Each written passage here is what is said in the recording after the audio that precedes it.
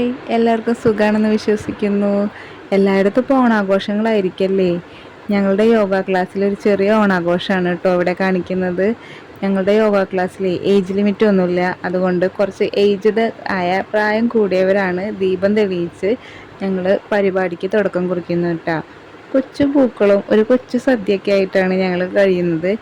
ഇത്രയും വിപുലമായിട്ട് നമ്മൾ ആഘോഷിക്കുന്ന ഒരു ഉത്സവം പോലെ, അല്ലെങ്കിൽ അത് ഒരു ഓണം മാത്രമായിരിക്കും അല്ലേ. ഓണത്തിന് മാത്രമേ ഇങ്ങനെ സ്കൂള്, കോളേജ് അല്ലെങ്കിൽ ചെറിയ ചെറിയ കൂട്ടായ്മ എല്ലാവരും ആഘോഷിക്കുന്നത് ഓണമായിരിക്കും അല്ലേ. പക്ഷെ ഞാനൊന്നും ചെറുപ്പത്തിൽ ഇങ്ങനെ ആഘോഷിച്ചിരുന്നിട്ടില്ല കേട്ടോ. പൂക്കളൊക്കെ ഇടുക, കള ഇടുക, സ്കൂളിൽ പോകുമ്പോൾ എന്തെങ്കിലും പായസം, അല്ലാതെ ഇങ്ങനെ ഓണം വലിയതായിട്ട് ആഘോഷിക്കുന്നതൊക്കെ ഒരു ഡിഗ്രിക്കൊക്കെ പഠിക്കുമ്പോഴായിരുന്നു കേട്ടോ. അല്ലാതെ ഒന്നും ഓണം അങ്ങനെ ആഘോഷിച്ച് എനിക്ക് ഓർമ്മയില്ല. ഇപ്പോൾ പക്ഷെ എല്ലായിടത്തും ആഘോഷങ്ങളുണ്ട് അല്ലേ.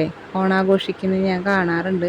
അപ്പോൾ ഞങ്ങളിവിടെ ഒരു ചെറിയ തിരുവാതിരക്കളിയും പിന്നെ കസേരക്കളിയും അങ്ങനെയൊക്കെ ആയിട്ട് ആഘോഷിക്കാനാണ് തീരുമാനിച്ചിട്ടുള്ളത്.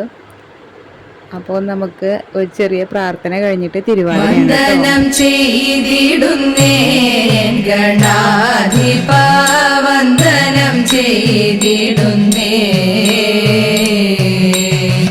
വന്ദനം ചെയ്തിടുന്നേ ഗണാധിപ, വന്ദനം ചെയ്തിടുന്നേ.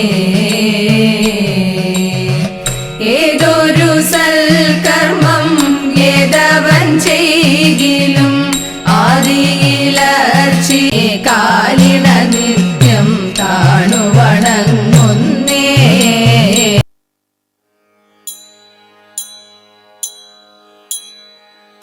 കൊട്ടും ഞാൻ കേട്ടില്ല, കൊഴലും ഞാൻ കേട്ടില്ല, ഇത്തിരി മുല്ലയ്ക്കാരു കൊടുത്തു മുത്തു പതിച്ചൊരു പൂത്താലി, സഖി മുത്തു പതിച്ചൊരു പൂത്താലി.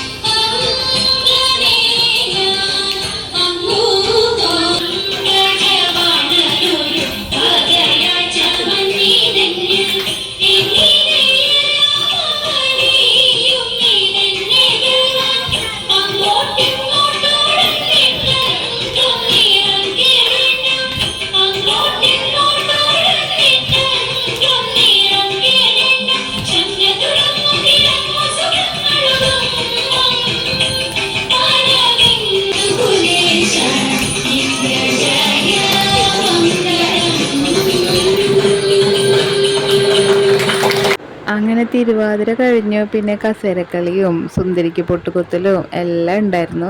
ഇതെല്ലാം കഴിഞ്ഞിട്ട് പിന്നെ സദ്യ ആയിരുന്നു കേട്ടോ. സദ്യ പിന്നെ ഒഴിച്ചുവിടാനാവാത്തതാണല്ലോ. സദ്യയും പായസവും എല്ലാം കുടിച്ച് പിന്നെ ഞങ്ങൾ പിരിഞ്ഞു കേട്ടോ. ഇനി ഞങ്ങൾക്ക് തിങ്കളാഴ്ച ആയിരിക്കും കേട്ടോ യോഗ ക്ലാസ്. ഇവിടെ പ്രായമൊന്നുമില്ലാതെ ഞങ്ങൾക്ക് ഫ്രീ യോഗ ക്ലാസ് ആണത്. ഇവിടെ പ്രായമൊന്നുമില്ല, അതുകൊണ്ട് എല്ലാവരും ഇവിടെ ഉണ്ട്.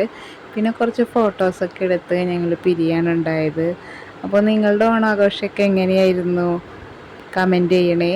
ഞങ്ങളുടെ ഓണാഘോഷം കഴിഞ്ഞു. എല്ലാവർക്കും ഓണാശംസകൾ.